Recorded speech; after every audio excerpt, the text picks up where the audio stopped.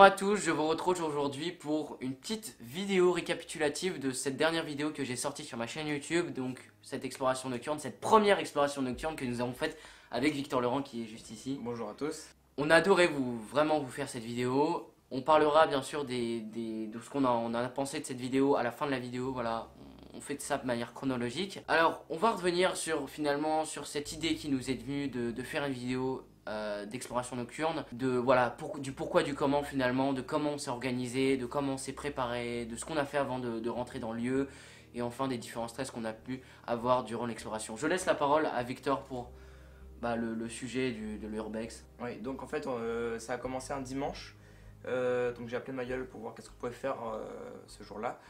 Il est venu chez moi, comme on savait pas trop quoi faire, on a commencé à regarder des vidéos d'urbex sur YouTube, de différents youtubeurs. Et ensuite on a regardé sur des sites d'urbex, voir s'il n'y avait pas des adresses pour voir si on pouvait pas faire de l'urbex, parce qu'on s'était dit ah ça serait bien qu'on fasse de l'urbex. Et après Manuel il s'est souvenu qu'il connaissait un lieu qui passait souvent devant.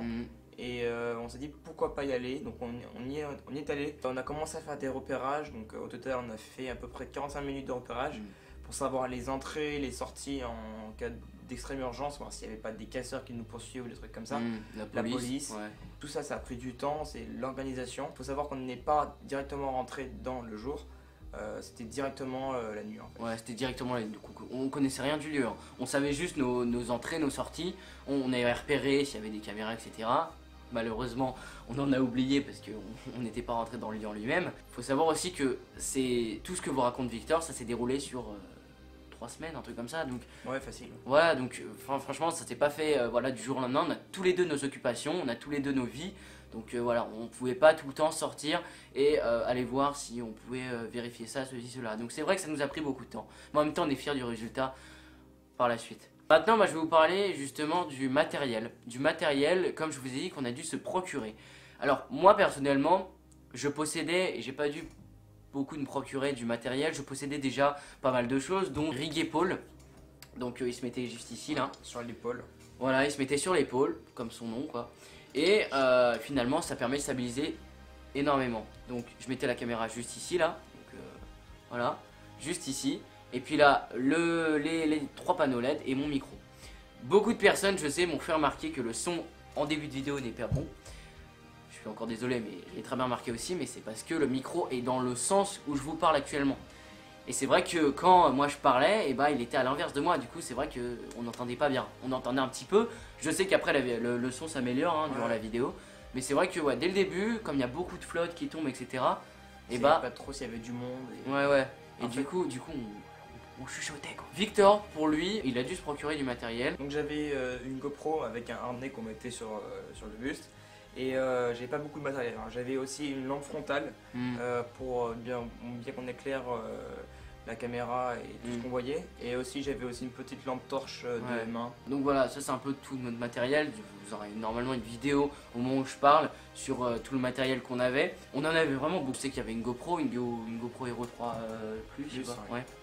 Une caméra, je sais que moi j'avais mon micro, mes panneaux LED, enfin voilà, il y a énormément de matériel. Il faut savoir aussi que on était hyper bien couvert, qu'on s'était vraiment préparé physiquement, c'est-à-dire qu'on avait tout prévu, mais vraiment tout prévu à la minute près au truc. On avait prévu le transport, les vêtements, le matériel, donc on était bien couvert. Il faisait quand même 6-5 degrés. Et en plus il faisait froid comme on n'avait pas d'activité, on était pratiquement statique, on faisait juste que marcher. Du coup il faisait encore plus froid. C'est pour ça qu'on avait une paire de gants. Et on peut dire qu'on était vraiment bien préparé. Et ça, j'espère qu'on gardera cette méthode pour toutes les autres explorations nocturnes. Normalement, oui, sans problème. Mais c'est vrai que voilà, on était super bien préparé physiquement comme matériel, comme les repérages du lieu d'ailleurs. C'est vraiment la base de l'urbex. D'abord repérer ces lieux, parce que voir si c'est pas habité. Parce que je peux vous dire que la première fois qu'on a vu le lieu de près, donc la façade avant, on voyait pas grand chose, mais vraiment la façade arrière, ça nous a frappé avec Victor parce que déjà il y avait énormément d'étages. Et on voyait toutes ces vitres pétées, on voyait des espèces d'habits, des habits, etc. On s'est dit, imagine on tombe sur quelqu'un. On a eu quelques stress durant l'exploration nocturne et on voulait revenir là-dessus avec vous. Dans notre premier stress avec Victor, c'était vraiment l'entrée. L'entrée dans l'usine, on savait pas si on pouvait rentrer, si on pouvait escalader, etc. On savait même pas si on pouvait rentrer dans les lieux, donc parce qu'il y avait une porte qui était barricadée. Il y avait, donc on a accédé justement après une seconde porte qui était ouverte cette fois-ci. Et un deuxième truc aussi, on ne savait pas s'il y avait des étages. On savait qu'il y avait des étages vus d'extérieur, mais on ne savait pas s'ils étaient accessibles. Accessibles, et si on pouvait marcher dessus, si voilà. c'était pas trop fragilisé par les C'était ça le stress, c'était, je sais, ça se voit énormément dans la vidéo, mais vous voyez les marches qui étaient quand même tordues. Ouais, tordues, c'était du métal, même si c'est du métal, vous savez pas si où vous marchez les pieds quoi. C'est pour ça qu'on a fait hyper gaffe, on marchait sur les côtés, etc. On a eu une autre petite frayeur d'ailleurs, hormis des différentes choses qu'on a pu trouver, des squats, etc. Un moment, on arrive au rez-de-chaussée, on arrive sur une espèce, c'était au même endroit que la cage d'escalier, mais de l'autre côté. Et puis on arrive sur cette espèce de cage quoi, enfin cette espèce d'enclos, carré. Ouais, carré, ouais. Et puis là on voit ce matelas. On voyait un bout de matelas qui dépassait et là grosse frayeur parce qu'on savait pas si il y avait quelqu'un qui dormait dessus. Donc en fait la plus grosse frayeur c'était de se déporter et de voir si vraiment il y avait quelqu'un qui dormait. Et en fait on s'est rendu compte que non il y avait personne, mais on avait vraiment eu beaucoup de chance. Mais juste après on était en train de discuter sur le matelas, etc. Et puis là moi c'est surtout moi qui ai entendu, je sais pas si Victor a vraiment entendu. C'est là que j'entends des bruits de pas derrière moi qui venaient directement sur nous avec des bruits de pas. Alors c'était sans doute des gouttes, hein, mais j'ai cru vraiment qu'il y avait quelqu'un qui arrivait sur nous, peut-être pas en courant mais qui marchait sur nous. Ça m'a fait flipper. Ouais, ça m'a fait flipper aussi. Parce que là, je sais pas si vous voyez.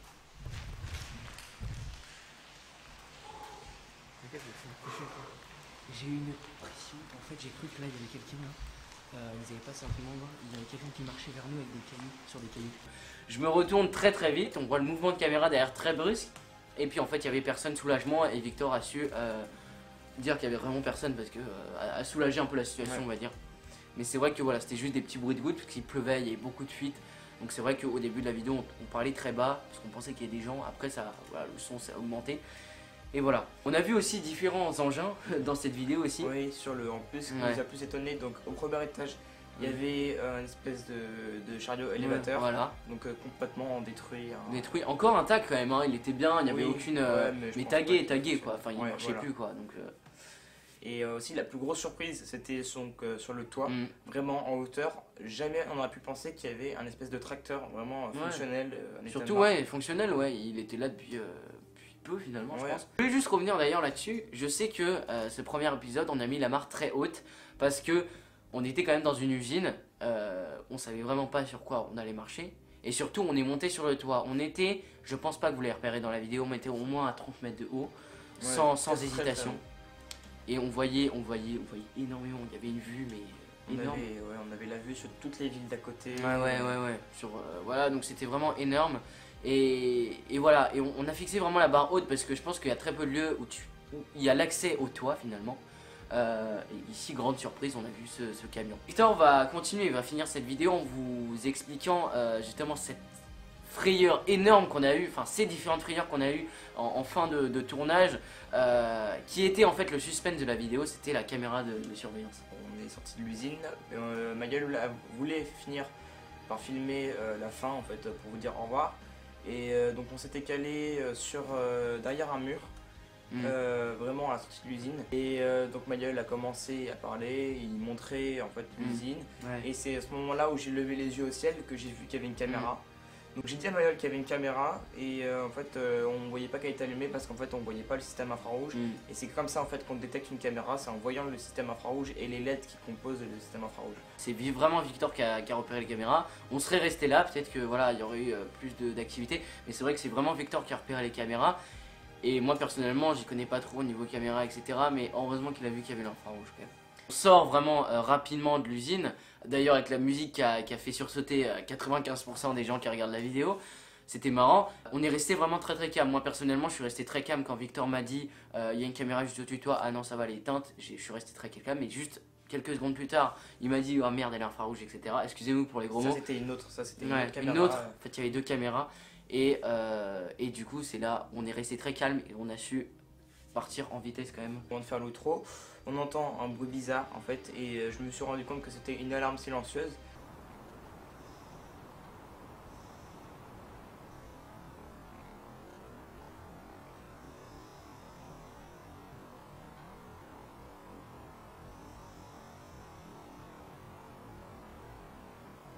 Donc on savait pas trop si ça venait de l'usine où on était ou d'un bâtiment hautement surveillé sur lequel on était à côté.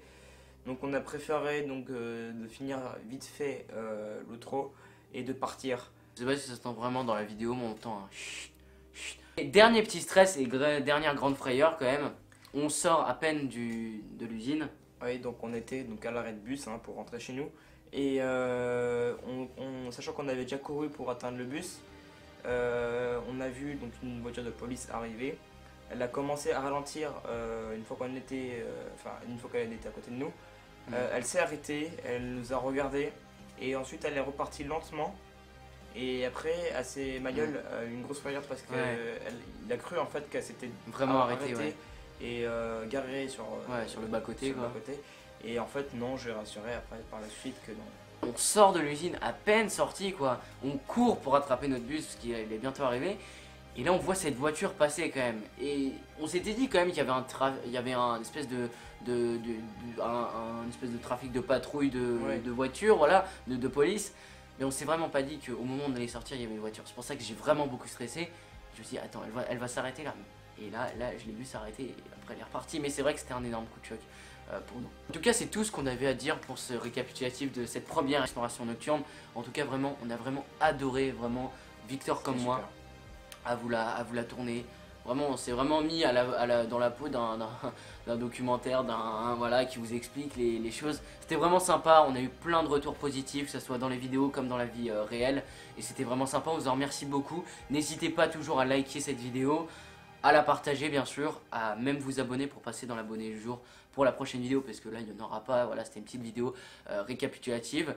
Il y en aura certainement un deuxième épisode, même un troisième, même un quatrième, on vous dit rien par rapport au lieu du troisième et quatrième épisode. On sait particulièrement sur le deuxième épisode le lieu du deuxième épisode. On a déjà l'adresse et on n'est pas encore allé repérer, mais ça on ne voit comme pas. Ouais voilà, donc c'est un lieu super encore une fois, c'est un lieu encore plus fou que celui-là. Donc j'espère en tout cas ça va vous plaire. En tout cas faut savoir qu'on est très bien organisé. Donc en tout cas vous faites pas de soucis pour nous. J'espère que cette série va continuer encore longtemps. En tout cas sache que toi aussi tu fais partie de la vidéo. Je te kiffe. Et t'es le meilleur. Et t'es le meilleur. C'est pas ça. Et reste comme t'es. Emporté par la